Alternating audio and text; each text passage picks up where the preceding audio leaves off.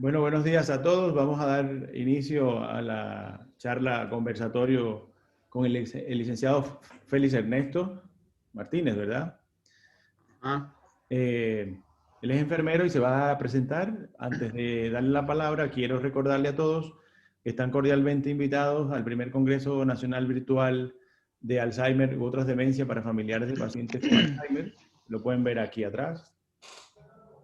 Serán los días 18, 19 y 20. Van a ser 4 horas virtuales cada vez y van a intervenir varios profesionales en el área de las demencias, entre médicos, enfermeras y terapeutas ocupacionales, terapeutas físicos.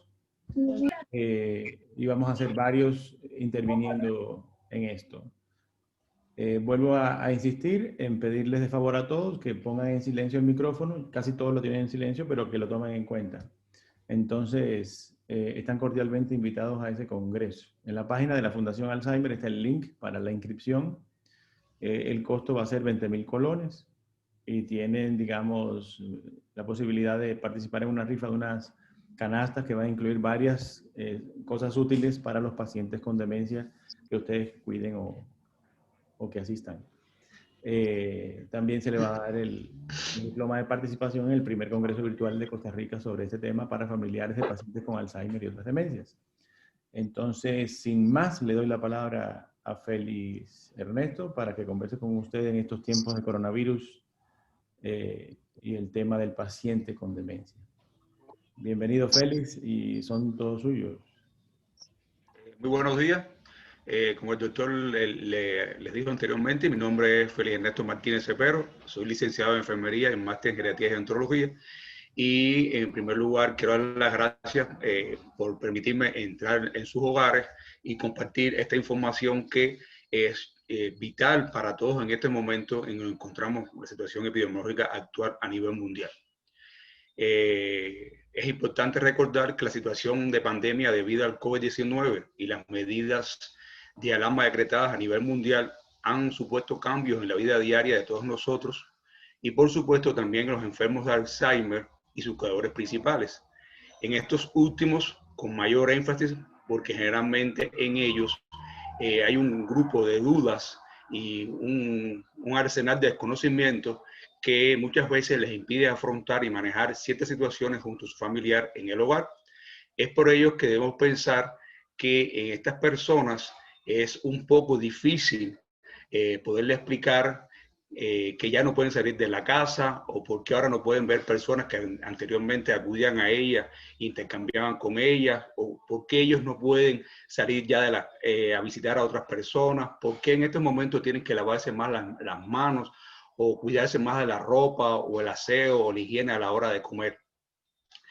Esta serie de circunstancias o eventos que suceden en las casas hacen que el cuidador tenga que explicar a través de una nueva estrategia eh, esta información para que el familiar, en aquellos casos que se permita, pueda entender que la situación les obliga a hacer cambios en su manera de pensar, pero desde la propia casa. Es importante que a ellos entonces se les explique que la situación o sea, a la hora de explicarse, debe buscar la manera de adaptarse los mensajes a su capacidad cognitiva y tener en cuenta que las recomendaciones generales para la comunicación con el Alzheimer siempre deben tratarse de ser orientadoras y crear la menor incertidumbre posible y nunca generar discusiones con el enfermo a pesar de que ellos no entiendan lo que se le está planteando. Es por ello que se hace importante recordar que en recordar dos elementos importantes de interés: la prevención de riesgo y el mantenimiento de sus rutinas diarias para evitar confusión en estas personas o los estados que afecten el mantenimiento de salud.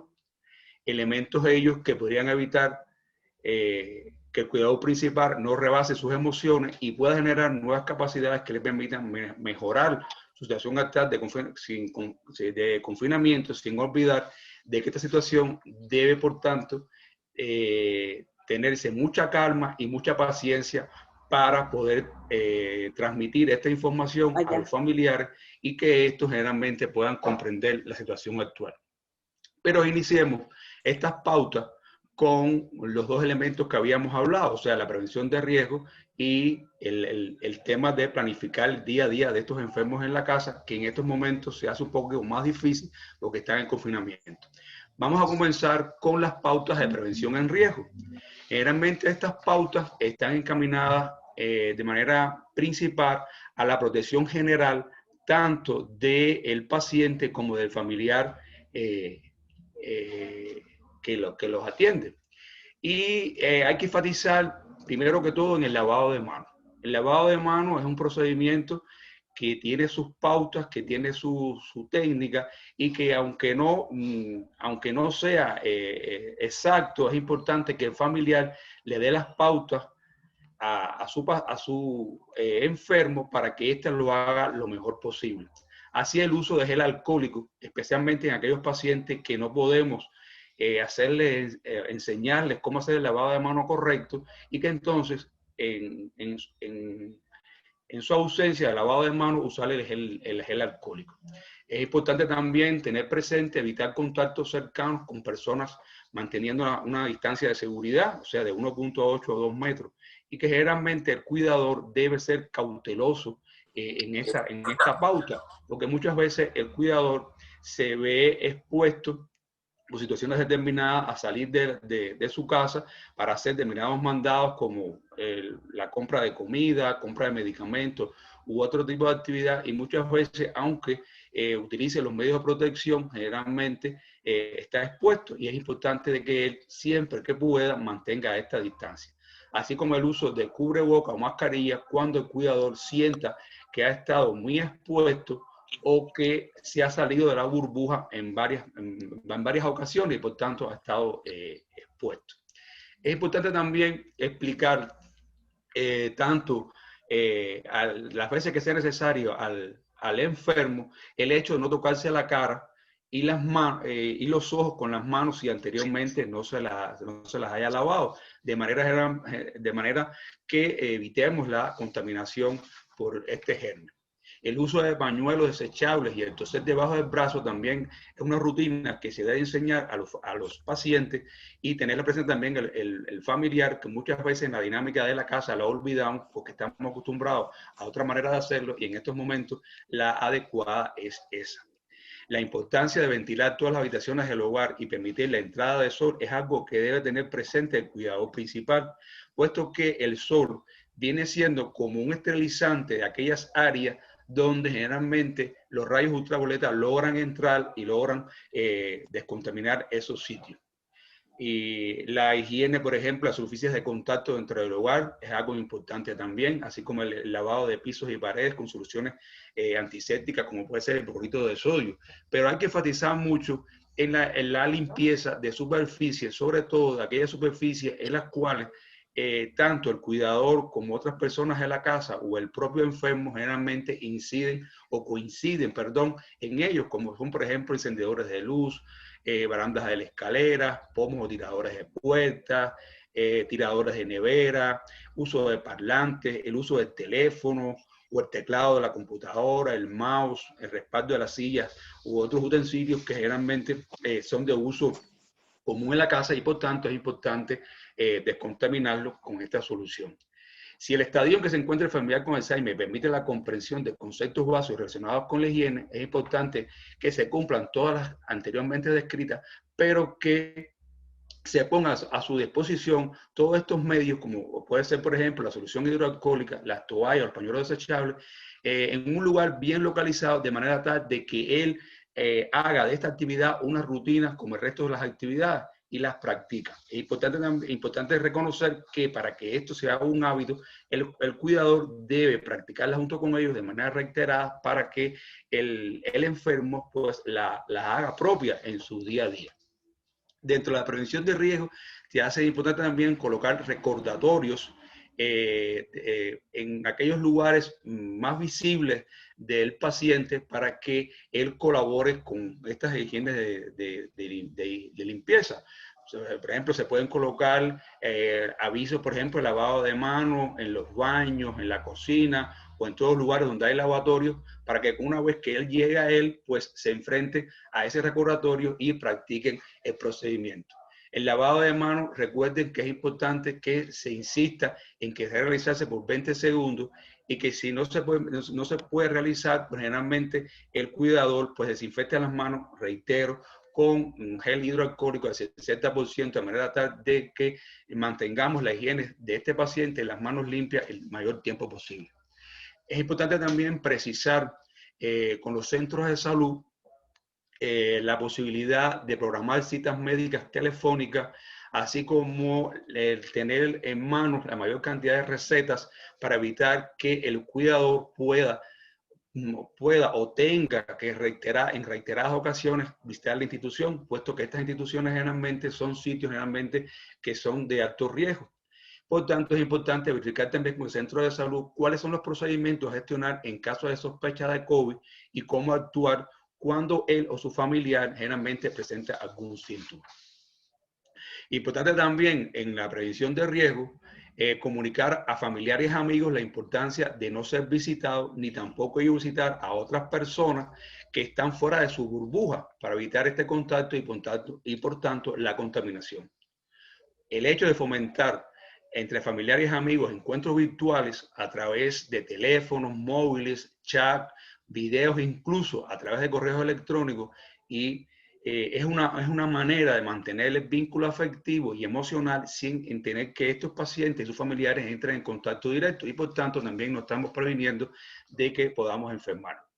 Está muy de moda en la actualidad y se ha comprobado que ha dado mejor resultado realizar visitas desde el exterior del hogar, sobre todo cuando tenemos la disposición, por ejemplo, de ventanas de cristales o puertas de cristal, donde los familiares desde el jardín o desde afuera pueden estar en contacto con el enfermo y que generalmente esto ayuda a que la ansiedad, la sensación de abandono que sienten estos pacientes, pues se disminuye de manera considerable.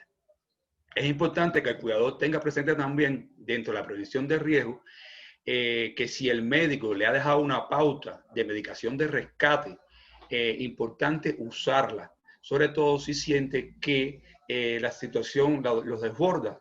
Me estoy refiriendo a cuando ya el cuidador generalmente se siente muy sobrecargado y generalmente necesita entonces un apoyo psicológico y por tanto puede hallarlo a través de vía telefónica con un psicólogo, con el médico del área de salud, generalmente para que éste un poco logre recibir una información o logre recibir un apoyo que permita recobrar la paz y la dinámica familiar y poder seguir en la dinámica diaria con su familiar enfermo.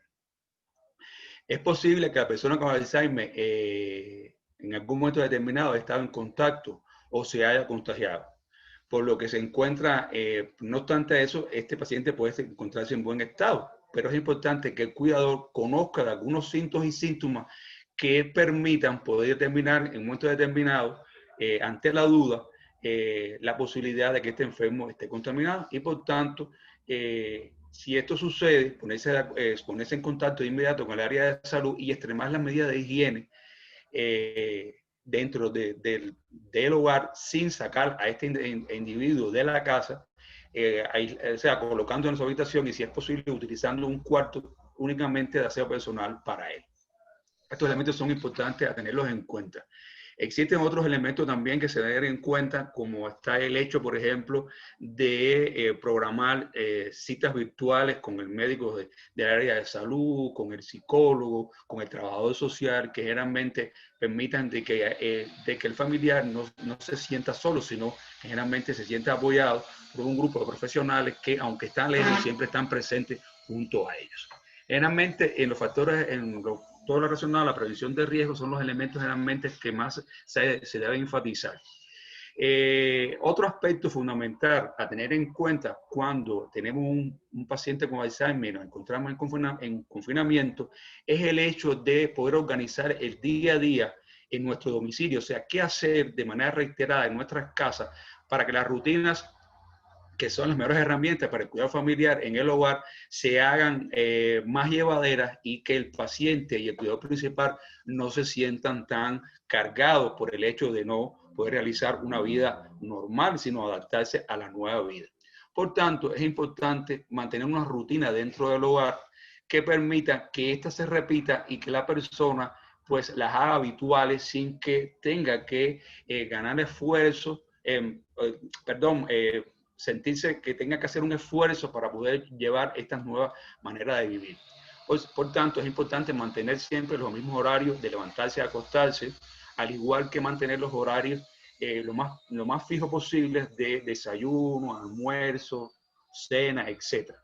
Las rutinas relacionadas con la higiene personal, como habíamos dicho anteriormente, es importante distribuirlas a lo largo del día, pero de una manera fija, o sea, que sean horarios muy habituales, como es, por ejemplo, el horario, por ejemplo, del aseo de la mañana, el uso de la ducha, el uso del retrete, el lavado de los dientes, los horarios de comida, por ejemplo, el desayuno, el almuerzo y la comida, la cena, el lavado de las manos, que en este momento debe realizarse de una manera más frecuente. Por ejemplo, tener presente también que el lavado de las manos también se debe enfatizar mucho cuando el paciente o el familiar ha entrado en contacto, por ejemplo, con mascotas, con objetos, como puede ser la llave de la casa, el teléfono, la computadora o el pomo de la puerta, como he dicho anteriormente, y que por tanto estos elementos son rutinas que se deben de realizar de manera reiterada para que se incorporen de manera inconsciente en el cuidador y en el familiar al cual asiste.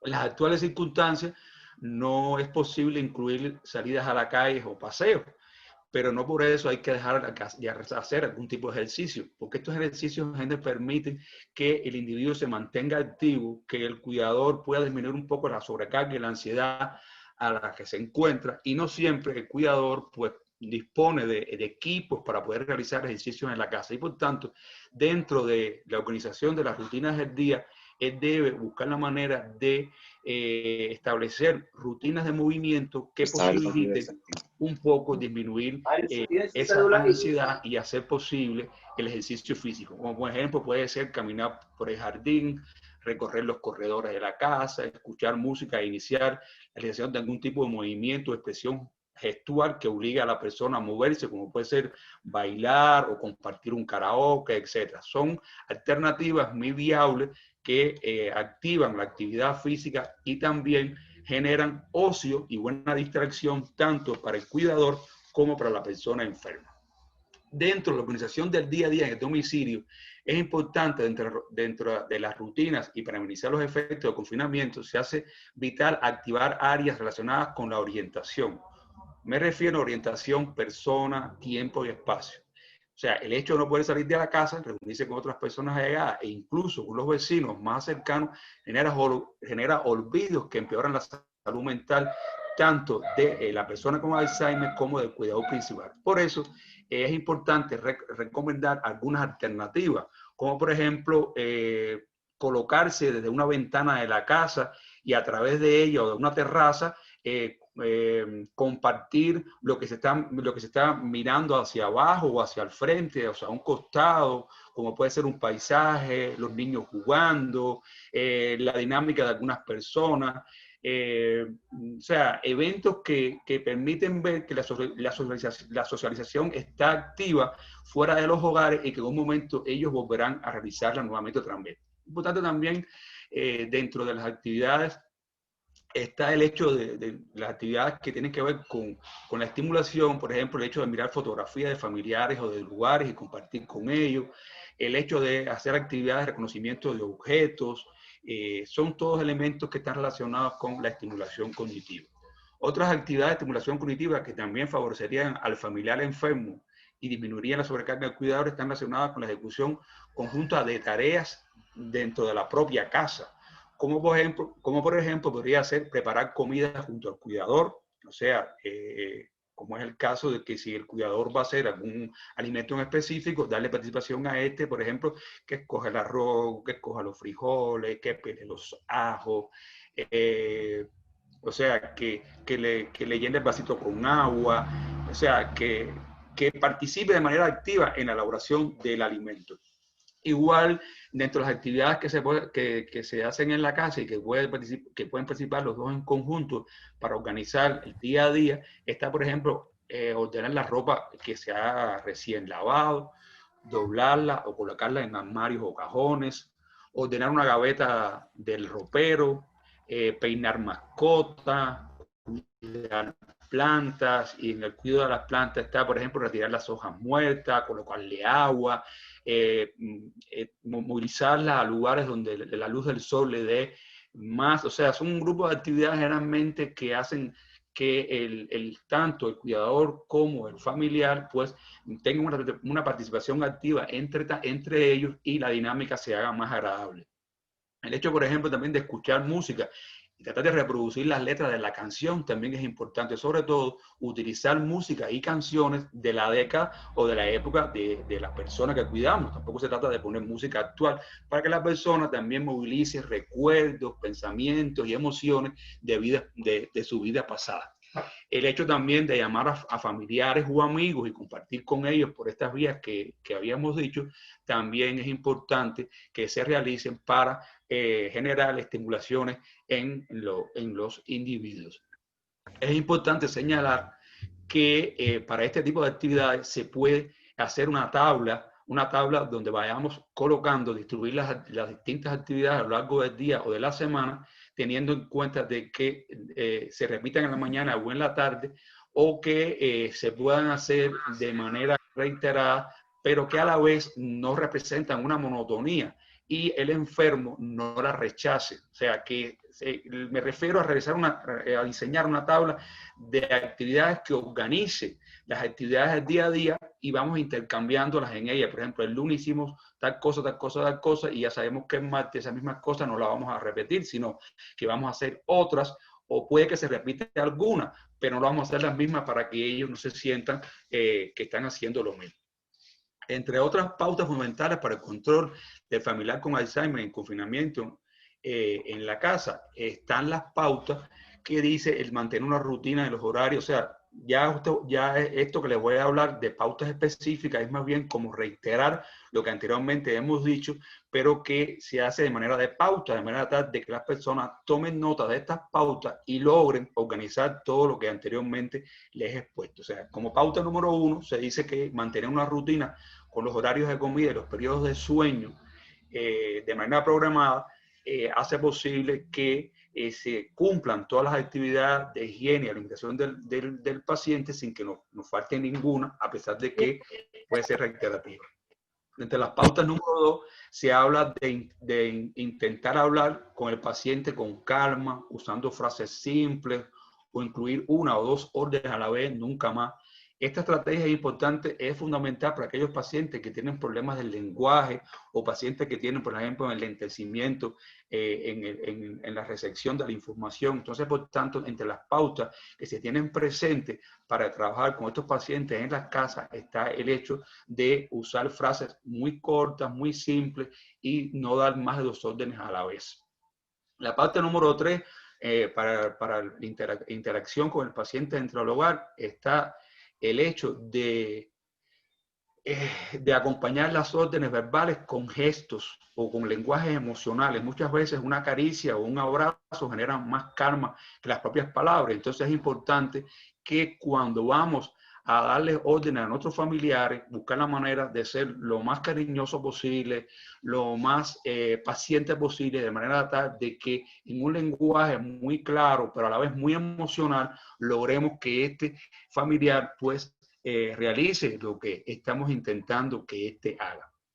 Durante el día es importante mantener algún tipo de actividad más o menos reglada por la mañana o por la tarde. Podría tratarse, por ejemplo, de practicar algún tipo de afición o algún tipo de práctica que para ellos sea placentero, como puede ser, por ejemplo, dibujar, recortar un tipo de figura, jugar dominó, cualquier tipo de tarea manual de estimulación que está haciendo previamente el paciente, incluso o sea, ayudarnos en la propia limpieza de la casa, como es el pasar el paño por la superficie. Es un elemento generalmente que se tiene en cuenta como pautas fundamentales para el control de familiar con Alzheimer en confinamiento, para que este generalmente disminuya su ansiedad y su estrés en esta situación de no poder salir de la casa. Otros elementos o pautas fundamentales que se tienen para sintetizar todo lo que habíamos hablado, es que si en algún momento el paciente se siente agitado, especialmente con la idea de salir de la casa, no hay que discutir con él, sino más bien buscar una respuesta con argumentos poco complejos que ayuden a que él entienda la situación que está viviendo y mantener la calma. Acompañarlo en la casa, caminar con ellos, tratar de desviar la atención de esa idea que él tiene por otra, como por ejemplo puede ser ofrecerle algún tipo de alimento, llevarlo a ver la tele, pararlo en una ventana para que vea el entorno. O sea, son elementos fundamentales que hacen que estos elementos de excitación en el paciente pues se disminuyan.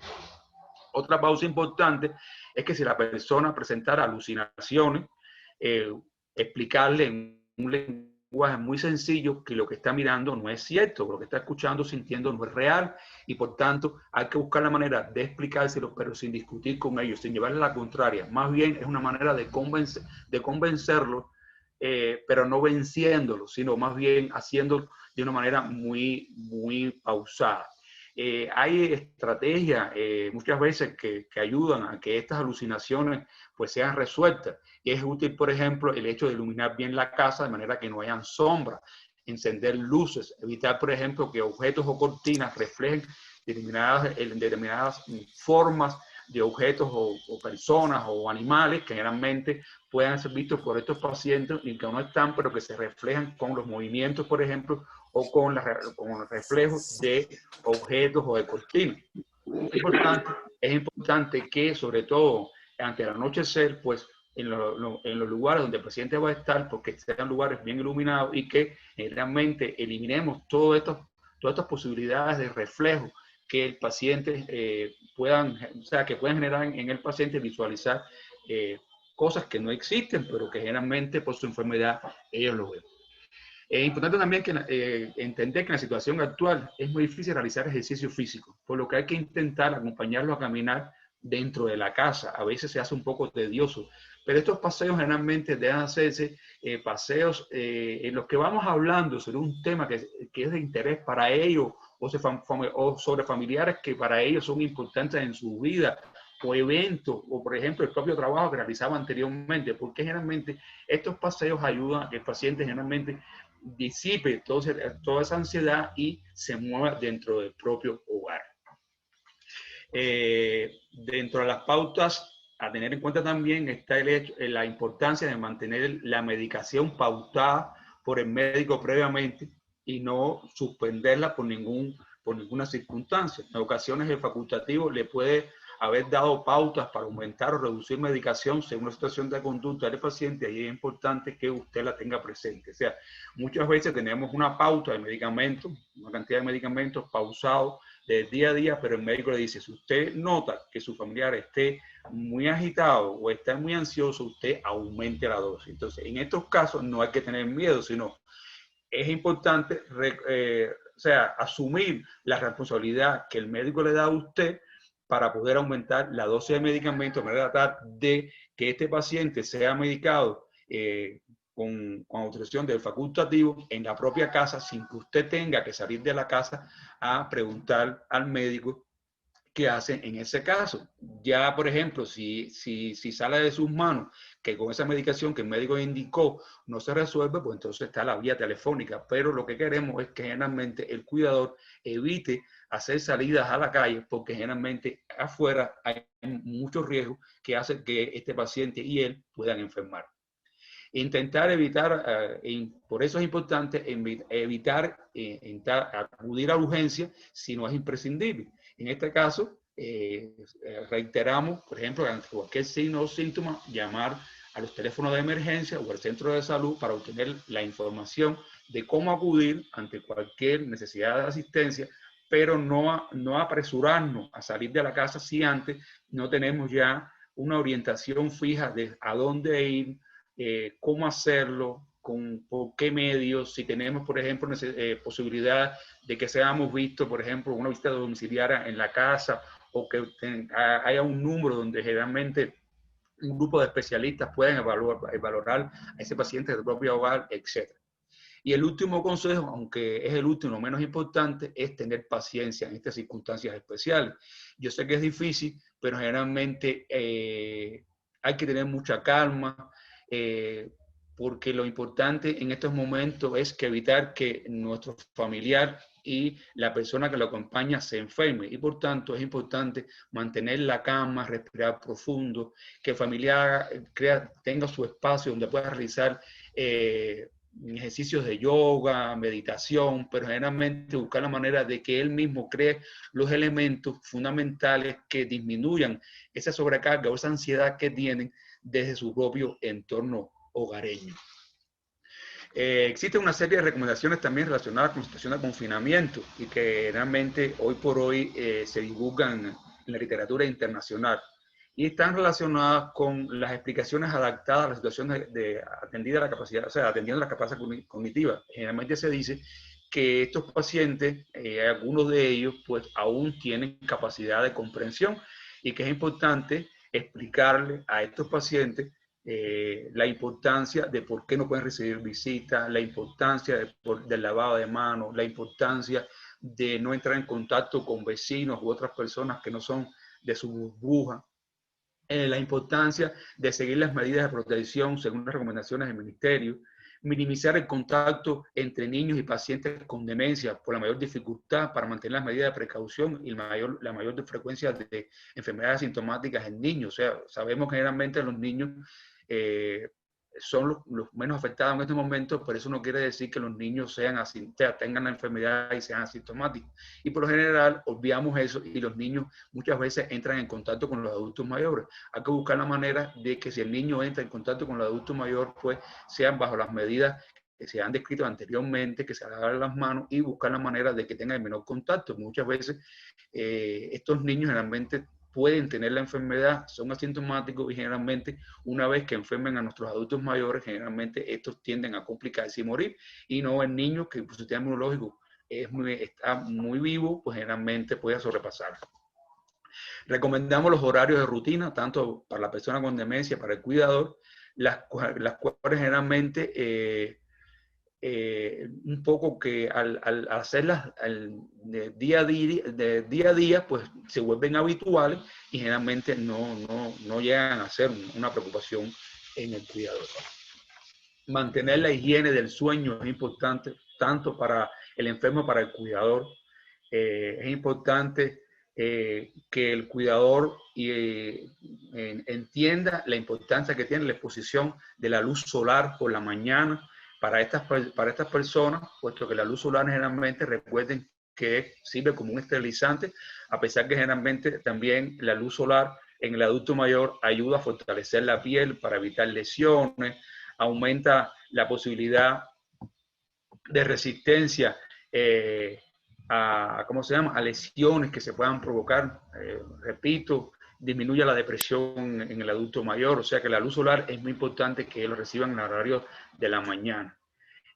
Mantener la máxima actividad cognitiva, adaptando a la capacidad de la persona, incluyendo las tareas domésticas, como dije anteriormente, igual que las actividades de ejercicio físico. Incluso se puede consultar en la web un grupo de ejercicios físicos que se pueden realizar en la casa y que muchas veces, encendiendo la tele y viendo estos ejercicios, pues generalmente lo que hacemos es que solicitamos al familiar que nos acompañe en esta dinámica de entrenamiento de ejercicio físico, y eso generalmente hace que ambos, tanto cuidador como enfermo, pues establezcan una dinámica interactiva que permitan realizar el ejercicio físico de una manera más agradable, más llevadera, acompañado con los medios audiovisuales que existen en la web.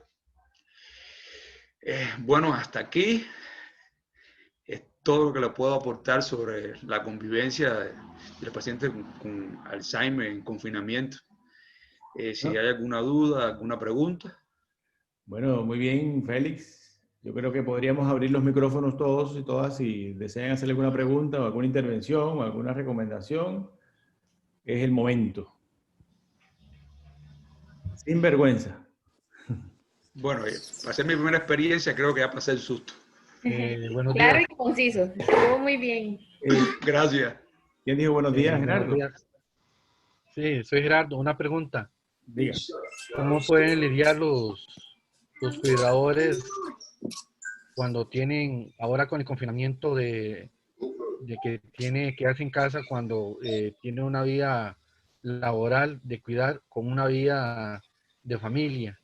Porque muchos ahora, en muchos chats que existen de cuidadores, con costos ya se quedan por lo menos 5 días o 6 días con los pacientes de Alzheimer o con alguna otra demencia y después van a la situación de ir a su hogar a llevar su vida personal con la familia normal, porque se está haciendo muy difícil para muchos cuidadores lidiar con esa situación de mantener la burbuja.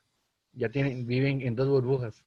La laboral, que a veces tiene que ser 5x2, otros que llevan una vida así no tienen ni compromiso, ahora tienen que pasarla casi metido con los pacientes en las casas de las personas con demencia, o se los piden los familiares. Mire, comprendo la situación. O sea, para aquellas personas que no son cuidadores cruciales o que no están el día a día con el familiar y se ven obligados a estar dentro del hogar y compartir esa experiencia, generalmente es un poco complicada, pero no deja de ser una experiencia importante para que el resto de la familia comprendan la situación en la que se encuentra ese cuidador en su día a día. Y esto permite que otras personas que no están inmersas en esta dinámica, pues se sensibilicen en la importancia de colaborar en esa dinámica y apoyar a estos cuidadores que generalmente no tienen, prácticamente han perdido su vida propia y se entregan a este familiar.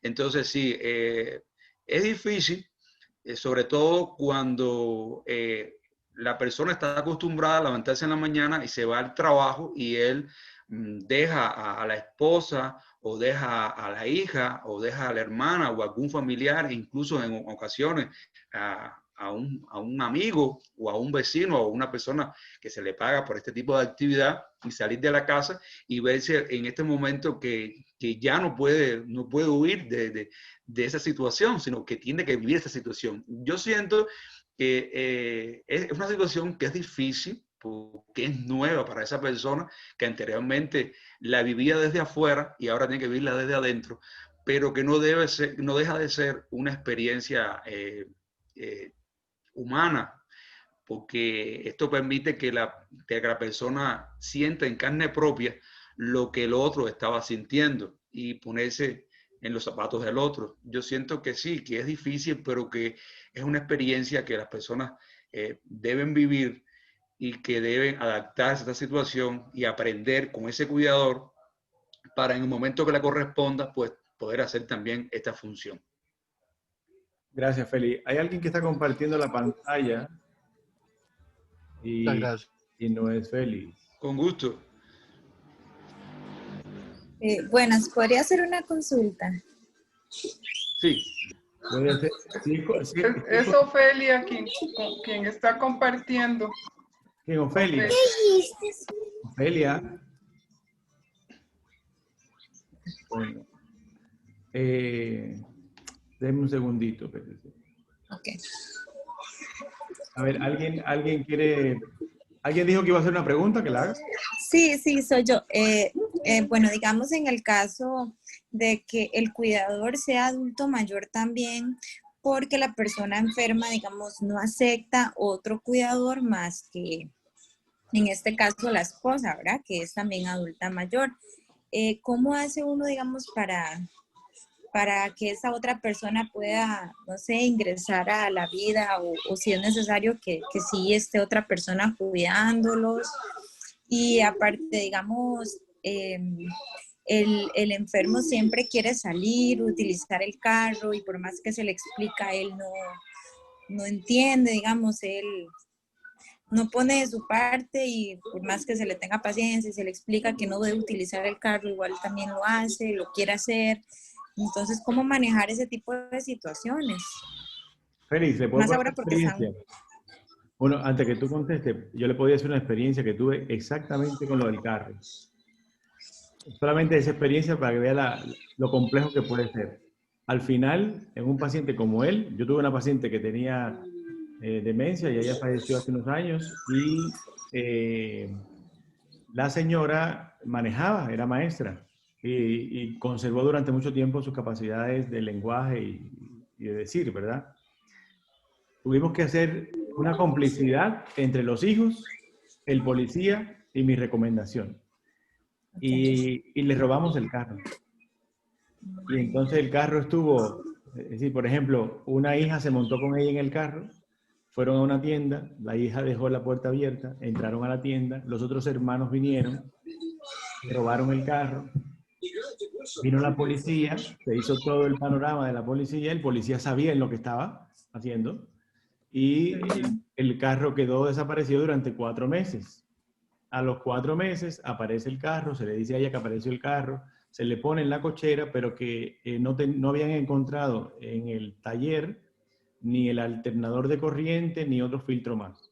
Y por tanto el carro no podía funcionar hasta dentro de 3 meses más. Es decir, sucedieron 4, 5, 6, 7 meses. En ese proceso, en ese tiempo, la persona continuó evolucionando con su enfermedad y estuvo tan deteriorada que ya después solamente iba a limpiar el carro, la cochera, y nunca más pidió utilizar el carro. Es una experiencia un poco difícil, un poco incómoda. Todos los hijos lloraron porque su mamá siempre fue independiente, pero esa fue la estrategia que encontramos en ese momento. Ustedes tienen que buscar de alguna manera qué estrategia utilizar, porque eso es muy individual para cada persona, pero sí es importante disminuir toda la angustia y es un peligro que la persona vuelva a manejar. Sí, es que nosotros hemos tratado, pero no, él no entiende. Feli, diga usted. Ajá. Como anteriormente habíamos dicho, generalmente cada persona tiene una historia de vida y debemos trazar la estrategia en función de la historia de vida de esa persona y buscar los mecanismos necesarios para no se trata de engañarlos, sino se trata más bien de convencerlos a través de una historia que generalmente haga posible de que ese pensamiento o esa idea fija pues sea traspolada a otro contexto o a otra realidad de manera de tal de que este paciente la acepte. El hecho, por ejemplo, de que un adulto mayor cuida de otro adulto mayor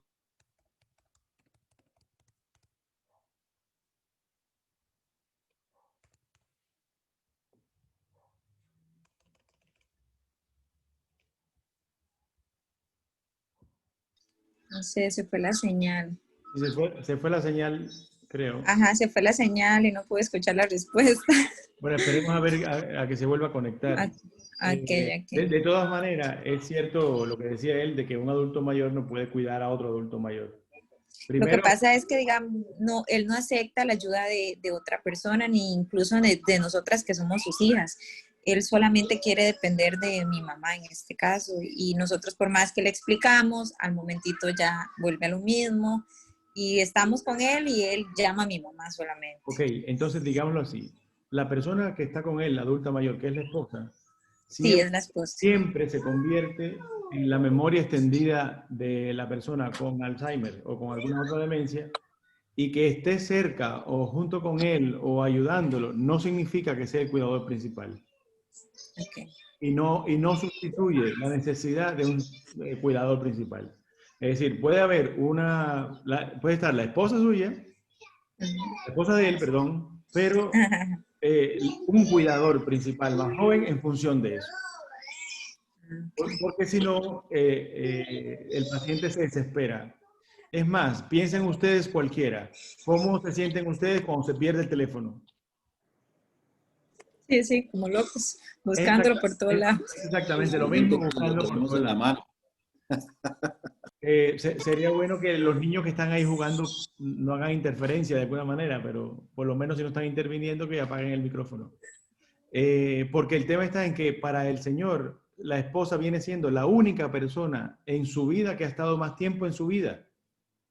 Y puede ser incluso que no recuerde que ella es su esposa, aunque recuerde emocionalmente que ella es importante para él. Ahora, eso no justifica de que toda la recarga esté que toda la recarga esté en la esposa, porque realmente ella se va a desgastar demasiado y la que más se va a afectar es ella y también va a estar emocionalmente mal para poder asumirlo adecuadamente. Entonces la recomendación es que no estén solos, aunque la dependencia de él sea hacia ella, pero la otra persona tiene que ir supliendo la necesidad poquito a poco.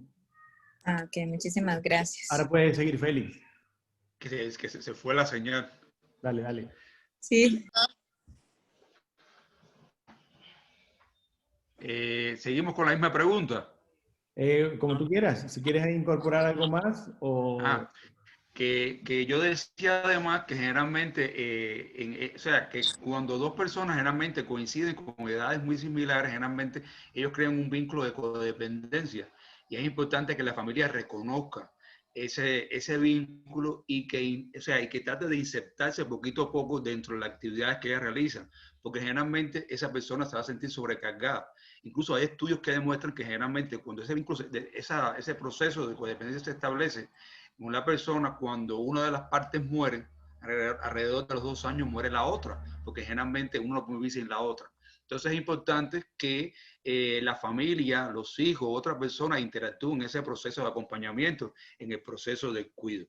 En relación a las ideas fijas, pues, como habíamos comentado anteriormente, hay que trazar estrategias en función de crear toda una dinámica de información o de situación que permitan que este individuo cambie esa idea que tiene o modele esa idea a otra manera de visionarla. Por ejemplo, el hecho, por ejemplo, de querer prender el carro sería, por ejemplo, el hecho de decirle, mira papá, vamos a encender el carro, pero ya por el tiempo que el carro lleva apagado, pues generalmente la batería se rompió, tengo que comprar una batería nueva. O sea, buscarle generalmente supuestas justificaciones a estos elementos que hagan que él poco a poco se convenza de que no puede continuar con esa idea. Es difícil, pues generalmente puede que hoy se le olvide y dentro de 4 días vuelva otra vez. Lo importante es que no podemos perder la paciencia y que debemos seguir ideando estrategias siempre teniendo en cuenta la historia de vida de esa persona. Yo, por ejemplo, tengo un señor que él fue carpintero y todos los días él me dice, me han robado el martillo y no sé qué, y me voy al trabajo, entonces se le dice, bueno, pero es que hoy está lloviendo, no puede salir, y hoy generalmente es feriado, entonces pues se cambia, o sea, hay que tratar estrategias, pero de una manera muy bien elaborada, porque muchos de ellos tienen un nivel de coeficiente de inteligencia que no permiten que nos engañemos tan fácil. Hay personas generalmente que tienen todavía su reserva cognitiva, que generalmente cuando le vamos a crear una supuesta historia, no siempre nos lo cree. Entonces tenemos que elaborar la historia que sea lo más convincente posible. Ok, muchísimas gracias. Sí, lo voy a tomar mucho en cuenta. Buen día, yo tengo una consulta. Yo le estoy enseñando a la mayoría que digan, les tengo una pregunta, porque las consultas se pagan. Entonces en ese caso tengo una pregunta. Okay. Estaban hablando de la importancia que tiene los baños de sol para los pacientes. ¿Es posible, en el caso de una persona que ya esté encamada, de alguna forma sustituir el sacarlo a tomar baños de sol? O sea, sustituirlo no, pero sí se le puede dar vitamina D. Por sustituirlo no. Es que el sol en el adulto mayor cumple varias funciones, fortalece la piel, disminuye la depresión, aumenta la captación de vitamina D y todo eso fortalece la salud del individuo, pero sustituirlo no. La luz solar de la mañana, la emisión de esos rayos que favorecen la calidad de vida del adulto mayor, no podemos sustituirla. Es que realmente no puede sustituir eso. Es como si dijéramos, una matita necesita clorofila y claro. se obtiene a partir del contacto con los rayos ultravioleta del sol. Pero en el caso de los humanos, yo tuve la oportunidad casualmente con esa pregunta de una paciente que estaba en su cama durante mucho tiempo, no le daban suplementos vitamínicos, le sugerí que compraran suplementos vitamínicos para incorporar la vitamina D principalmente, que además la vitamina D interviene en cosas que tienen que ver con la memoria también, o de la salud mental, biológicamente hablando. Resultó que tenían una ventana que permitía la entrada del sol, entonces, pero lo mantenían oscuro, lo mantenían tapado. Y le dije, pero ¿y esto qué cosa es? Ve aquí, aquí está el sol. Entonces podrían buscar estrategias específicamente cada familia en función de eso, sin que sea cocinar a la persona con los rayos que atraviesan por un vidrio, ¿verdad? Que tiene sus cosas. Pero lo que decía Feli es una opción importante que tienen que tener en cuenta, porque es de la única forma. Sí, es que justamente con la alusión a las plantitas, me acordé que hay algunas lámparas, qué sé yo, con rayos UV. Sí, Entonces, por eso hacía la consulta, pero me queda claro. Muchas gracias. con gusto. ¿Quién más? Buenas, podría hacer una pregunta. Ajá, sí me gusta que rectifique. En vez de consulta, pregunta. Con respecto a la consulta anterior a esta, en realidad mi hermana, la que estaba consultando, mi papá tiene como una obsesión con el carro, la verdad es esa. Él dice que él ama el carro y que esa es su vida, etcétera, para que tengan una idea. Mi mamá le da miedo que lo vendamos o que hagamos alguna cosa con el carro porque ella dice que papi puede entrar en una depresión y que obviamente a ella es la que le va a tocar la peor parte porque se va a recargar, porque le dice cosas sobre el carro. Entonces, por eso es que no hemos tomado una decisión con respecto al carro, por lo mismo, porque nos da miedo que papi tenga una recaída, entre en depresión. Y quería consultar si de verdad puede caer en una depresión o si definitivamente por el bien de él mejor lo hacemos de una vez. Félix. Ahí hay que tener mucho cuidado, porque realmente sí puede caer en una depresión. O sea, el hecho de sentirse frustrado a ese límite, de no poder ver la cosa que más él ama, que en este caso es el carro, sí lo puede llevar a él a una depresión, incluso a una depresión profunda. Entonces hay que trazar otras estrategias. O sea, yo siento que, por ejemplo, decirle que el carro no está en buenas condiciones, pero llevarlo, por ejemplo, si todavía él camina y que lo puede limpiar, que lo limpie. Es una actividad que permite ejercicio físico, que le pase su paño y que lo limpie. Y si otra persona puede estar a acompañarlo y arrancar el carro, por decirle, mira papi, el carro arranca, pero no funciona, tengo que esperar por el mecánico en esta situación ahorita de confinamiento no puede llegar a la casa porque no pertenece a nuestra burbuja. O sea, son estrategias que se pueden utilizar en este minuto. Pero yo siento que hay que tener mucho cuidado con el hecho de desprender a la persona de objetos o de personas o de cosas que para ellos son muy importantes en su vida, porque es como quitarle algo que es de ellos. Entonces hay que tener mucho cuidado con eso. Ahí ella dijo algo interesante. Costo-beneficio o riesgo-beneficio. Es decir, si él sale solo en el carro y tiene un accidente, tanto él como la persona que puede haber arrollado, por ejemplo, creo que el riesgo es mayor que quitarle el carro y se puede deprimir. ¿Qué pasa? Que si tomamos en cuenta que los pacientes con trastornos neurocognitivos mayores o demencia tienen un trastorno en la memoria episódica, digamos en lo inmediato, entonces hay situaciones que él va a olvidar de manera inmediata, aunque repetitivamente vuelva a preguntar lo mismo cada 5 minutos. Yo pienso que ustedes deben de buscar alguna estrategia muy particular que permita de alguna forma, no que su papá olvide el carro, porque no lo va a olvidar, sobre todo porque si maneja hace muchos años, eso es digámoslo así, un vínculo, un enlace ya construido y almacenado en una zona de memoria de hace mucho tiempo. Y es una cosa que tiene una relación afectiva para él, entonces se va a demorar en olvidar. No obstante, hay que buscar formas, digamos, nunca puede salir solo en el carro. Eso es una.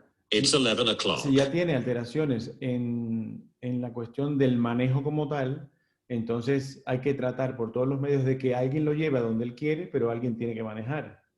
La otra opción, digamos, es que se perdió la licencia y tenemos problemas para sacarla. Entonces, son varias cositas que pueden ir buscando como familia, pero sí es inevitable que cuando eso suceda de manera brusca, él no se deprima. Sí se puede deprimir, pero creo que tienen que ir buscando alternativas porque el riesgo es mayor si maneja.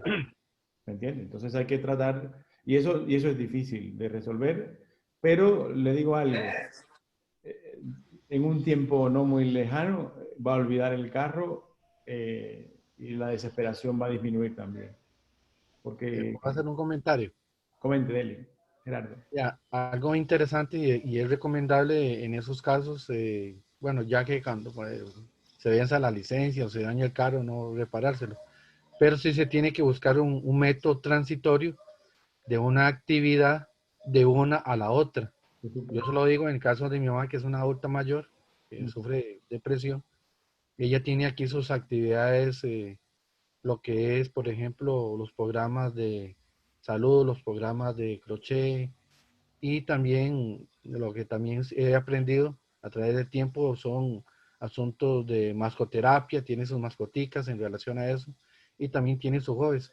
Lo que tiene que buscar la persona es un método, o el familiar, un método transitorio de una circunstancia a otra en relación de algunos hobbies, como por ejemplo los paralaberintos, juegos de memoria, algunas actividades que pueda compartir con el mismo familiar en la casa, porque muchas veces si no se comparte esas actividades con los adultos mayores y los que tienen una demencia, ellos siempre han tenido una rutina normal de la vida, como en el caso de mi mamá, que era enfermera 24/7, y cuando dejó de trabajar le dio depresión porque su vida era el trabajo. Pero en relación al tiempo, buscó cosas transitorias de que ella hacía y le gustaba, el crochet o los programas de salud, todo eso. Y esa es una parte donde la persona, si no hace una situación transitoria de su hobby de manejar, con el tiempo puede tener un problema, esperamos que nunca, que sea un accidente o alguna otra circunstancia, que realmente no solo involucre a ella, sino si lo tuviera inmediatamente, si la persona tiene una demencia, ya está cancelada si se lo digo, yo manejo la parte de transporte público, ya con una demencia una persona tiene cancelada la licencia. Exactamente. Y es un riesgo estar manejando. Es mi aporte. Eso es importante lo que él dice, es decir, ya per se si tiene diagnóstico de demencia no puede manejar. Lo que pasa es que la licencia se le vence en el 2020 resto, entonces él sabe bien que no se le ha vencido. No, pero está vencida su capacidad de manejar para conducir por un diagnóstico clínico. Es que él en el momento dice, sí, entiendo, pero ya a los 2 minutos nos dice, no, nadie me tiene que decir, yo puedo manejar, yo tengo 50 años de manejar, nadie me tiene que enseñar, nadie me tiene que llevar. Y eso es de él y de él hasta que se deja manejar, porque si no pasa, yo sé manejar, nadie me tiene que llevar. Digámoslo así, por ejemplo, déjeme rescatar una cosa que él dijo. El ejemplo que él puso, rescatemos el elemento metodológico. Es decir, sustituir de alguna forma el manejo por algo que él ama y le gusta. Tienen que buscar ustedes porque no conocemos al Señor. ¿Qué cosa podría ser? En el caso de otro paciente, lo que hizo fue entrar en la agricultura, que también le gustaba, porque él manejaba y transportaba productos agrícolas, dejó de manejar poquito a poco y se dedicó más a trabajar en una agricultura, aunque no hacía nada concreto en la agricultura, ¿verdad? Eso, pero metodológicamente lo que el señor Gerardo comenta es muy importante que ustedes de alguna forma lo rescaten. Sí, buscar una actividad. Exactamente. Alternativa. Digamos, lo otro es que ustedes, por ejemplo, como el manejar forma parte de un proceso de la memoria procedimental, es decir, es una memoria que se deteriora más adelante, en etapas más avanzadas de la enfermedad, ustedes deberían de saber si él todavía maneja adecuadamente o no, aunque en la memoria de trabajo, que tiene que ver con el estar ahora conectado a las señales de tránsito, al momento donde está y taca, taca, taca, si él tiene una evaluación neuropsicológica donde hay una afectación importante de la memoria de trabajo, él tiene prohibido legalmente que maneje y ustedes tienen que hacer todo lo posible para que eso no suceda, porque la responsabilidad recae sobre la familia, digamos. Entonces, tienen que continuar buscando alternativas, pero lo que me da la impresión de que él está solo con su esposa. Entonces, la esposa se va a volver loquita porque, pobrecita, es decir, ella no va a poder y es mayor también. Entonces, hay que ver de qué manera, y a veces yo entiendo, porque a veces no hay recursos ni siquiera para tener un acompañante. Yo conseguí en una familia parecido que el señor tuviera, se lo pongo a estos términos, en vez de una dama de compañía, un damo de compañía. y el muchacho se convirtió en la ayuda de él. No sé, tal vez por ahí anda un cuidador de un paciente de Cartago que podría dar su experiencia en ese proceso, porque el paciente manejaba y él hubo que buscar un cuidador importante para que se convirtiera en el amigo, y el amigo es el que maneja y lo lleva. Y en el proceso de evolución de la enfermedad, por supuesto que cada paciente se va deteriorando cada día más y va perdiendo habilidades e incluso va perdiendo la motivación por buscar el carro. Entonces, en el caso de cada familia, pueden buscar estrategias, deben buscar estrategias, porque el riesgo es muy alto. Gracias. Mucho gusto. ¿Quién da más? Muchísimas gracias. Un placer. ¿Quién más? Yo tengo una consulta. Perdón, una pregunta. Ah, bueno, porque si no, Deli. Un aporte, Doc, perdón, ¿de cuenta? Ahora, bueno, en realidad esto de la pandemia, que pues don Félix muy atinadamente nos ha dado todo un detalle, efectivamente, de lo que estamos viviendo todos los cuidadores, ¿verdad? Y vino a dar un cambio, ya vino a dar todo un cambio, ¿verdad? Hasta en la estrategia. Y unido a eso, vinieron una serie de eventos en cada una de las circunstancias y efectivamente cuesta mucho, ¿verdad? Porque, digamos, no solamente vino la pandemia, sino que hubo que sacar al paciente, por ejemplo, de su área de confort o de su área de seguridad, que es su casa, ¿verdad? Y definitivamente empieza uno a ver, digamos, el deterioro cognitivo de la persona.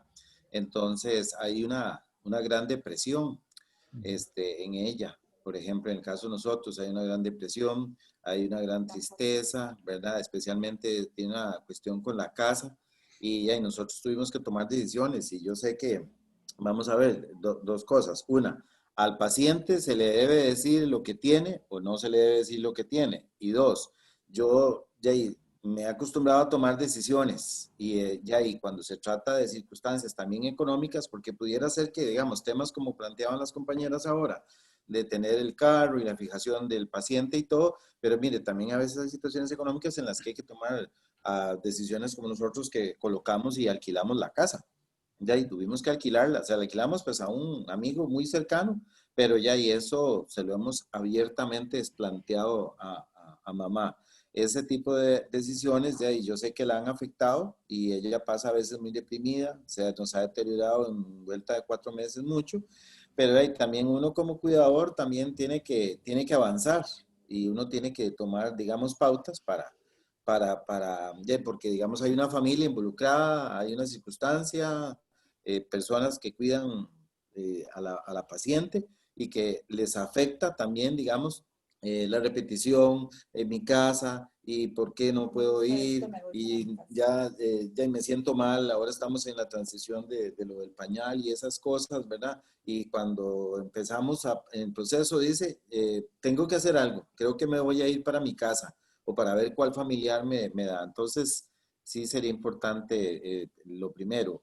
El paciente debe saber exactamente lo que tiene o es un error y lo otro es, pues, ya que uno tiene que tomar decisiones, ¿verdad? Muchas gracias, don Félix y compañeros.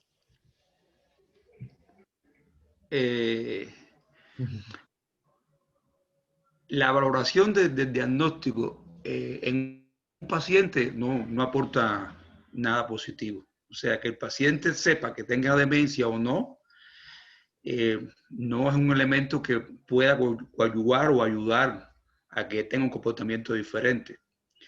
Pero hay que tener presente también el tipo de persona, o sea, quién es la persona a la cual se lo vamos a decir, o si la familia decide darle esa información, que repito, no es una información que le pueda generar ningún beneficio, más bien le puede generar un conflicto psicológico, porque generalmente podría ponerse a plantear, entonces ahorita yo con esa enfermedad, ¿qué va a ser de mi vida? Y yo no voy a servir para nada, y la enfermedad va a progresar. Entonces yo siento, no sé, yo no conozco el área de psicología, pero yo siento que darle un diagnóstico de ese tipo a una persona no ayuda a nada. Con relación a eso, es importante dos cosas, depende de la etapa. Por ejemplo, si usted que preguntó tiene digamos, 57 años y está olvidando cosas. Va a un médico, le dice que lo que tiene es un deterioro cognitivo leve, es decir, todavía no está con demencia. Usted tiene el derecho y el médico tiene el deber de decirle lo que está sucediendo y que tener un deterioro cognitivo leve es un factor de riesgo importante para evolucionar en una demencia. ¿Por qué? Porque en ese caso, desde el derecho del sujeto a saberlo, él debe comenzar a planificar el futuro y determinadas circunstancias legales que necesariamente hay que hacerlas. En un paciente ya con demencia, digamos, a mí me lo han preguntado en la consulta, en el paciente con demencia, y yo le he dicho a la persona en la consulta, mire, su hijo quiere que yo le diga que usted tiene Alzheimer. ¿Que yo tengo Alzheimer? Y le digo, sí, es que algunos exámenes que le hicimos le dieron que tenía Alzheimer. Ay, pero entonces, y digo, entonces, ¿cuándo usted va a ir a Pérez Celedón? ¿No es que tenía familia en Pérez Celedón?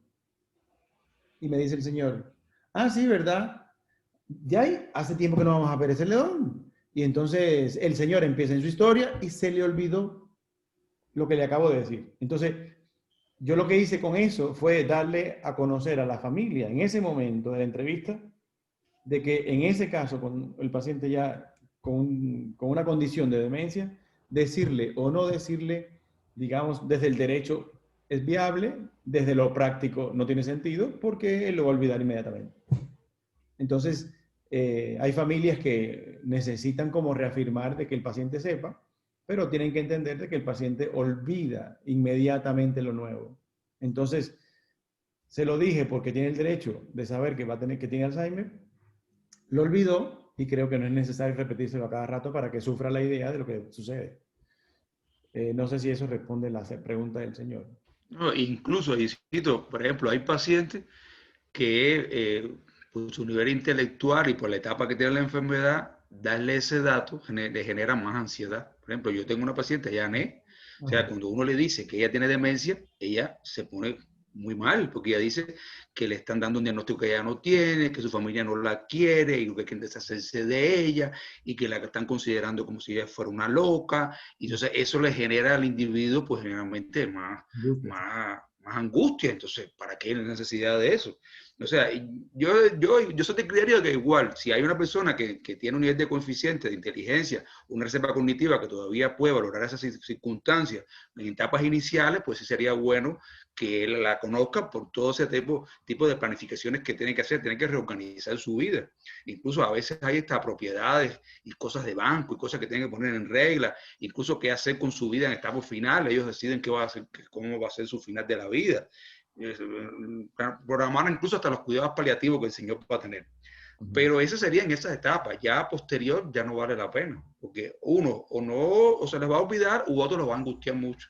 Entonces, sí, la familia yo siento que es la que tiene que valorar esa situación. O sea, se explica a la familia, mira, esta situación, usted corre riesgo de esto o de lo otro, y ellos deciden. Pero en el enfermo yo realmente no creo que aporte mucho. Sí, no. Había una segunda pregunta que no recuerdo. No era lo del tema de la casa, que ella y como lo del COVID vino a dar un efecto y el cambio de la casa y todo esto, pues ya de alguna manera le ha afectado. En 4 meses nosotros hemos visto el avance demasiadamente fuerte. Yo no recomiendo modificar el lugar donde vive la persona. E incluso en algún momento me han preguntado, doctores, que tenemos que arreglar la casita de mi mamá. Le digo, vea, ustedes podrán arreglar la casita de su mamá, pero tiene que ser en una semana. Si lo hacen en más tiempo, la señora se va a poner peor. Y si la van a trasladar del lugar, tienen que agarrar el cuarto completo en la misma posición del norte y el sur y ubicarlo en la casa para donde va, con todas sus cosas. Porque si no lo hacen de esa manera, la persona aumenta el deterioro de desorientación y su angustia es mayor, porque no está en su casa. Entonces, bajo esa premisa, no se deberían de cambiar. Lo que pasa es que hay circunstancias que son inevitables, pero tienen que entender que sí va a suceder. Sí, las circunstancias son las que provocaron el cambio, ¿verdad? A raíz de una situación familiar. Y ahí hubo que más bien sacarla para rescatarla de una circunstancia negativa. Pero sí entienden ustedes, tienen que entender ustedes que inevitablemente eso la empeora. Sí. De todas maneras tienen que descartar otras causas, ¿verdad? Porque un paciente como ella puede tener una infección urinaria que si no lo han detectado también le afecta su estado mental y después que descarten que no es infección es lo otro. Hay varias cositas porque la angustia de no estar en su casa aumenta la pérdida de líquido por el estrés, se deshidrata y puede causar lo mismo. Puede no querer ir a orinar al baño que no conoce porque no es el baño de ella. Y aguante Correcto. que tiene. Son un montón de cositas que pueden estar relacionadas con lo mismo que agravan la condición cognitiva de la señora. Correcto, correcto. En eso estamos, exacto. Ok, vean, Anabel Alvarado les sugería a la familia Peña, ¿qué tal si buscan un programa virtual de manejo como una forma de transición? Porque si buscaran un juego donde manejara por ahí, puede ser que eso ayude en algo, en algunas Eso personas. Sí, es interesante, eso ¿sí? leí. Sí, Eso lo leí yo ahorita, sí, también puede ser como, no sé, buscarle un juego que sí, lo porque entretenga y digamos, y otra pregunta, bueno, ahora con relación a lo que dice el señor, porque digamos, nosotras todas como hijas trabajamos y tenemos nuestras obligaciones, casa, familia, y algunas se nos ha dificultado, o mis hermanas algunas se les dificulta estar más con ellos y hemos llegado a pensar mejor a veces en traerlos a las casas de nosotras, pero si no es recomendable, ¿cómo se hace? O sea, si sí, uno como hija, digamos, no puede estar ahí todos los días. Félix, ¿quieres decir algo? Los cambios de entorno generalmente afectan mucho a el estado de salud psicológica de los individuos. Lo más recomendado es establecer un espacio que sea idéntico y con sus propias cosas en otro lugar.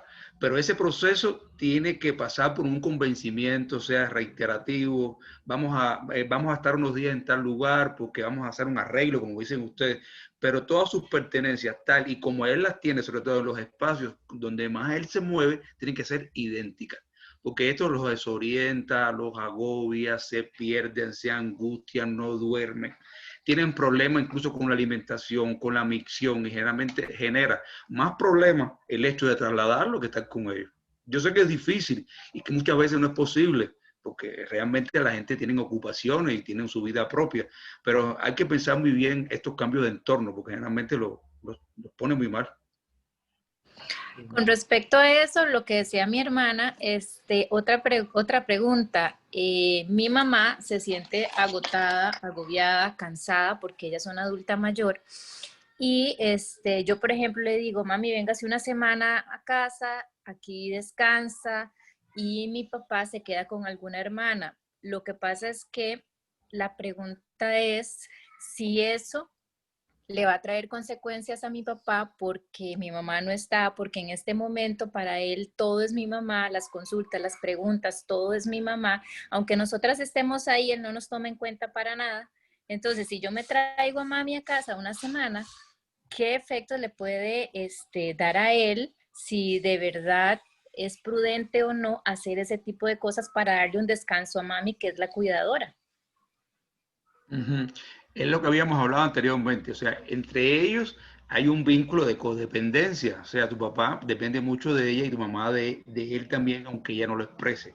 Entonces, la estrategia es insertar a la otra persona por espacios, o sea, mediodía, media mañana, de manera tal de que él se vaya socializando con esa otra persona, que dado el momento que su mamá no está, se le plantea que su mamá tuvo que hacer una cita médica o que tuvo que hacer una gestión o que se fue de compra y él asuma a esa otra persona.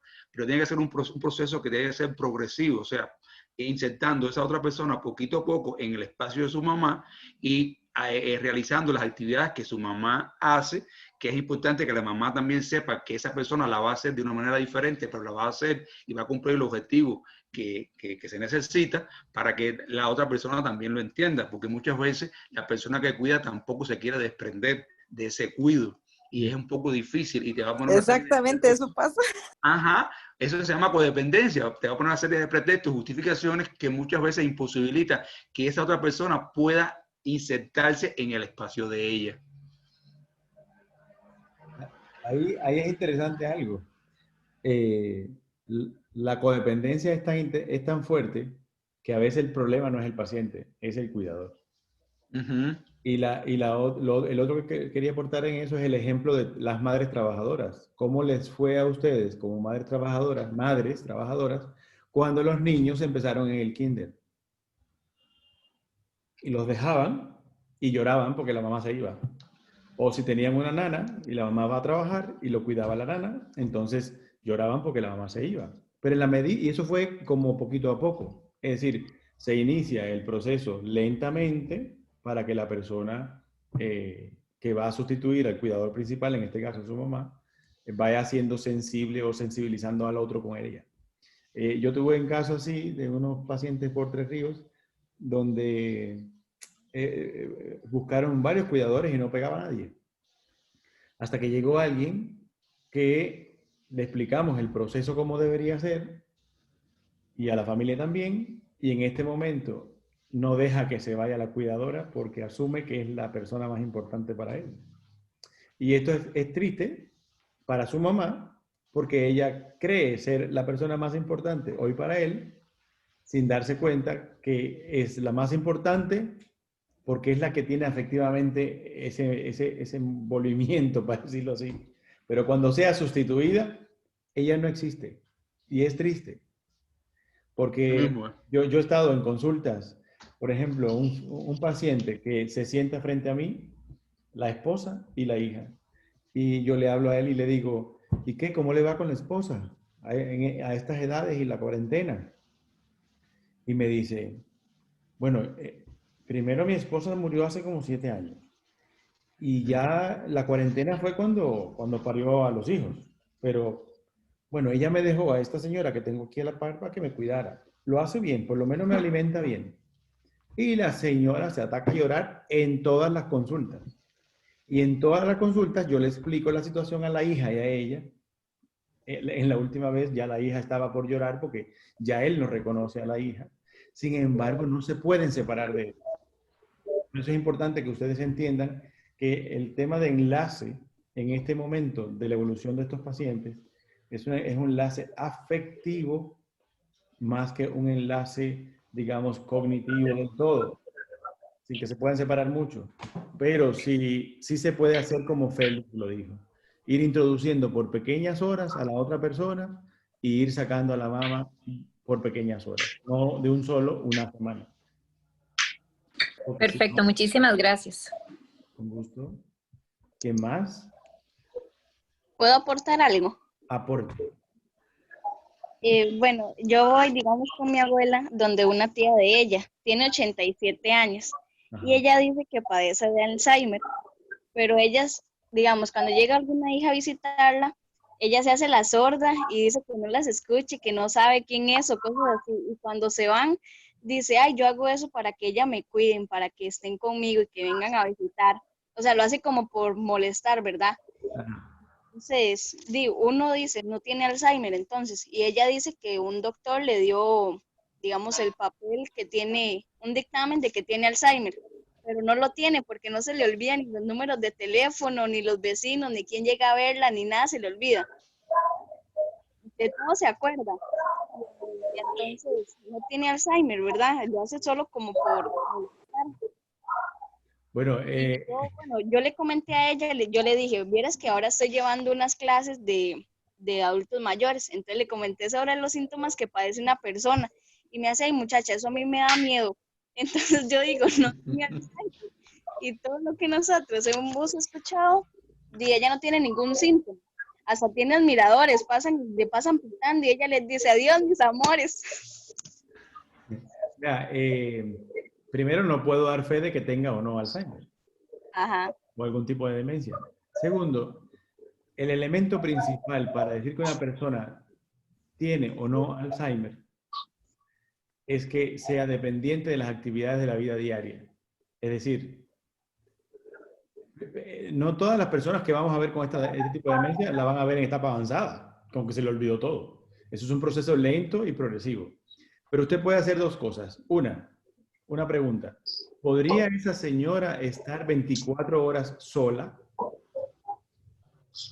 Sí, puede estar sola. Es decir, no. Oiga, puede estar sola 24 horas, que implica, prepararse su desayuno, arreglar la cama, limpiar la casa, ordenar lo que sea, después preparar el almuerzo, servirse ella sola, arreglar la mesa para servirse. Si tiene que hacer alguna gestión fuera de la casa, puede ir a la pulpería o al súper a comprar cosas, no hay equivocación del dinero de ningún tipo. Después preparar, no sé, el café de la tarde y así sucesivamente hasta que se acueste y levantarse. Si lo puede hacer todo así, sin necesidad de ayuda y sin el riesgo de cosas, de accidente, entonces es muy poco probable que tenga en este momento una demencia y puede ser que tenga un deterioro cognitivo. Y el otro elemento es que podrías darle un teléfono inteligente para que lo aprenda. Si puede hacerlo y aprenderlo, no tiene posiblemente un trastorno neurocognitivo mayor. Si no lo aprende, sí lo tiene, a pesar de que tú veas esas cosas que sí hace, porque está en una etapa muy temprana. Entonces, no es tan fácil decir que una persona tiene una demencia o un deterioro cognitivo mayor para un profesional, digamos, y asumo de que el profesional que se lo diga a ustedes le haya hecho las pruebas pertinentes para evaluar todas las capacidades cognitivas y poder decir ese diagnóstico, ¿verdad? Entonces, sí es importante para usted saber que los pacientes con demencia y, digamos, con Alzheimer, que es la causa más frecuente de demencia, no siempre están en una etapa avanzada. Por ejemplo, los pacientes con demencia en etapas iniciales no tienen problemas de lenguaje en su mayoría, sobre todo Alzheimer, no tienen alteraciones atencionales, es decir, están atentos a lo que estamos hablando, mantienen un lenguaje cordial posiblemente durante mucho tiempo y se pueden defender con alternativas o con herramientas, o mejor dicho, estrategias alternativas en el pensamiento y digamos que pueden parecer hasta cierto punto que no la tienen. Es decir, ahí tienen que tener cuidado con su abuela, ¿eh? Porque puede que sí, pero está en evolución. No podemos decir, además la enfermedad de Alzheimer tiene, oiga lo que le digo, la enfermedad de Alzheimer tiene dos etapas grandes. Una, presintomática, sin síntomas, y otra, sintomática o la etapa de demencia. Pero antes de la etapa de demencia, tiene una etapa de deterioro cognitivo leve, digamos, o de quejas subjetivas, de pérdida de memoria, sin que afecte su vida cotidiana. Entonces, y ya cuando están en la etapa de demencia, causada por la enfermedad de Alzheimer, hay etapas ligera, moderada y severa de una forma. Entonces, bajo esa premisa, tienen que ver en qué etapa se encuentra su mamá o su abuela y no de previo asumir, porque además, le digo otra cosa, una persona que se tenga que defender psicológicamente hablando, puede ser que lo haga a propósito, pero puede ser que esté manifestando sentimientos de soledad, sentimientos de abandono, sentimientos de tristeza, y que ese mecanismo sea el que le está permitiendo atraer a las personas que ama o quiere y que la acompañen. Entonces, cuando a mí me dicen que una persona adulta mayor o incluso no tan mayor manipula, hay que tener cuidado con eso, porque ya incluso alguien que no tenga demencia y manipula, como usan esa palabra, es porque está con algún problema para lograr algún objetivo psicológicamente hablando. Ajá, sí. Está bien, muchas gracias. Con mucho gusto. Brandy. ¿Quién da más? ¿Alguna otra pregunta? ¿Algún comentario? ¿Nadie más? Félix, ¿usted quiere aportar algo más? Si no tienen nada más, podríamos cerrar ya. Entonces, como mismo empezó la lotería, podríamos cerrar a la 1, a las 2. Si no tienen alguna otra pregunta, insisto en que vamos a tener un congreso los días 18, 19 y 20 de septiembre. Vamos a participar varios profesionales en este congreso. Todos están invitados. Pueden entrar a la página de la fundalzheimer.com y ahí está el formulario de inscripción, o pueden entrar en el mismo Facebook de la página de la fundación y pueden inscribirse tocando el link que corresponde para la inscripción. Y la idea de este congreso es que el profesional converse 15 minutos sobre un tema en concreto y se genere una discusión con los que participen en unos 20 o 30 minutos. Son 4 horas cada día. El primer día, 18, es un viernes y empieza a las 4 de la tarde. Y ya el sábado y el domingo son solamente en la mañana. Se van a rifar 5 canastas con algunas cosas útiles para mayores y pueden haber otras sorpresas, como tal vez hacer ejercicios, hacer algo de teatro, algunos chistes, para que los adultos, para que los cuidadores se relajen, algo tal vez de yoga, respiraciones profundas, o mejorar por medio de yoga tántrico algunos elementos. ¿En la mañana qué hora? ¿A las 8? En la mañana serían, no estoy seguro, creo que desde 8:30, 9 hasta las 12 del día, sábado y domingo. Y el viernes de 4 a 9. ¿Y el costo de inscripción por persona, doctor? 20,000 colones, el cual posiblemente se los vamos a devolver no en plata, sino en otros servicios que estamos estructurando en la fundación. De acuerdo. Y como fundación, pues dependemos mucho del aporte de todos, ¿verdad? Porque no se venden servicios. La idea sería... Dígame, ¿quién habla? No, yo quiero agradecerles a todos la participación de hoy. Y mientras usted nos termina de informar del Congreso, que por favor nos digan cómo estuvo la charla de hoy en el chat. Esa señorita que está conversando es la presidenta de la Fundación Alzheimer. Sí, les ruego por favor que los que puedan, que nos escriban en el chat y nos digan cómo les pareció la charla de hoy. Que nos retroalimenten. Que nos retroalimenten, exactamente. Ya he visto 2 personas que han puesto muchas gracias, me aclararon muchas dudas. Demasiado interesante para la información, la charla está muy interesante como siempre.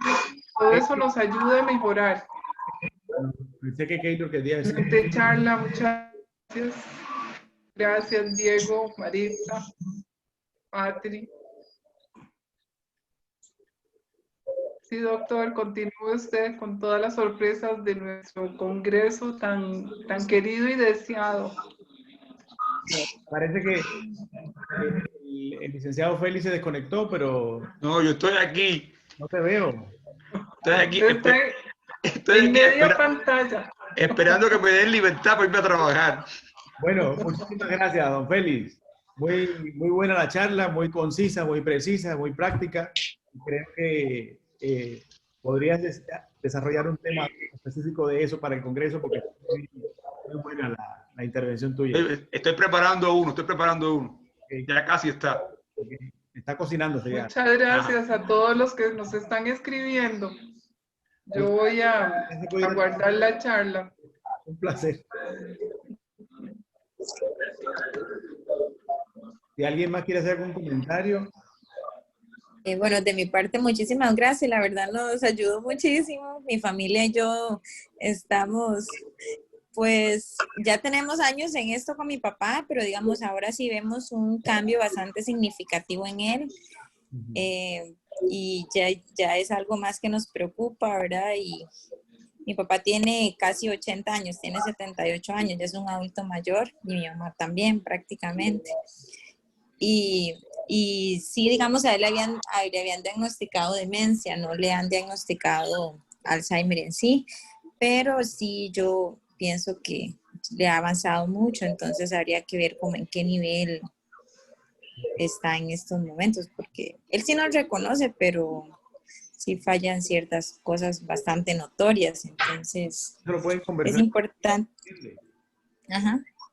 O el médico que lo atiende pueden conversar eso del tema de la causa de la demencia de él. Él nos había explicado que era, bueno, que se habían hecho pequeños como cortocircuitos a nivel cerebral y que entonces se le hizo un TAC y que ahí en el TAC se presentaba ese tipo de lesiones que próximamente se iban a ir acelerando. Pero digamos, hace días que no se lleva con un neurólogo propiamente, digamos, para que sí le haga una valoración ya más profunda como está actualmente, ¿verdad? Gracias. ¿Alguien más? ¿Alguien que quiera aportar más? Los invito a que revisen la inscripción del Congreso. Tiene varias preguntas que son de interés investigativo para nosotros. Y digamos, la idea es como poder, el cupo es de 100 personas. La idea es que se vayan inscribiendo en la medida que puedan para poder ir visualizando el cupo. Por ejemplo, en el día de hoy se conectaron 75 personas. Entonces, no podemos tener 200. Hay personas desde el exterior que nos están preguntando hasta dónde, pero la idea es a nivel nacional. Entonces, queremos que antes de ese día, al menos una semana antes, tener